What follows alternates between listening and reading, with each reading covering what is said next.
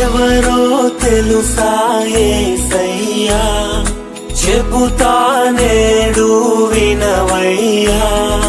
పెడచెవి పెట్టక త్వరపడి వచ్చి రక్షణ పొందయ్యా, రక్షణ పొందయ్యా. ప్రభువైన యేసుక్రీస్తు వారి అతి శ్రేష్టమైన నామంలో శ్రోతలందరికీ కూడా మా హృదయపూర్వక వందనాలు. ప్రియులారా, యోహాను సువార్త 8వ అధ్యాయం 34వ వచనం. అందుకు యేసు, పాపము చేయు ప్రతివాడును పాపమునకు దాసుడని మీతో నిశ్చయముగా చెప్పుచూ ఉన్నాను. ఈ వచనంలో ప్రభువైన యేసుక్రీస్తు వారు ఒక దృష్టాంతమును వాడుతూ మానవుని అవస్థను మన ముందు ఉంచుతూ ఉన్నారు.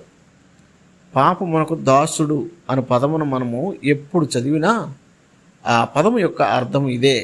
ప్రభువారు పాపమును దయ, జాలి, కరుణ, కనికరం లేని ఒక క్రూరుడైన యజమానితో పోల్స్తూ ఉన్నాడు. ఈ క్రూరుడైన యజమాని చేసిన పనికి జీతం లభిస్తుంది, అదే మరణం. మరణం అనగా మానవుడు దేవుని నుండి శాశ్వతంగా దూరం అవ్వటం మరియు నరకంలో శిక్ష పొందటం.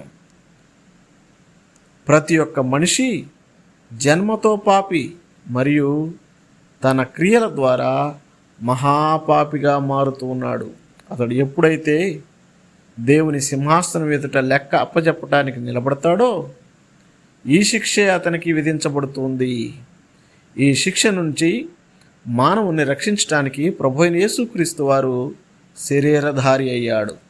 మానవ పాపభారాన్ని మోసి సిలువలో చనిపోయాడు మరియు 3వ దినాన మృతుల్లో నుండి తిరిగి లేచి పాపం మరియు మరణంపై విజయం పొందాడు.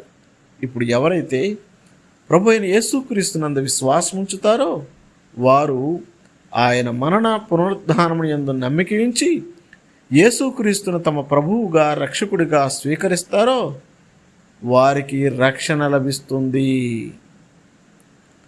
అప్పుడు వారికి పాప దాస్యం నుంచి విడుదల కలుగుతుంది మరియు దేవుని కుమారులుగా పిలువబడతారు.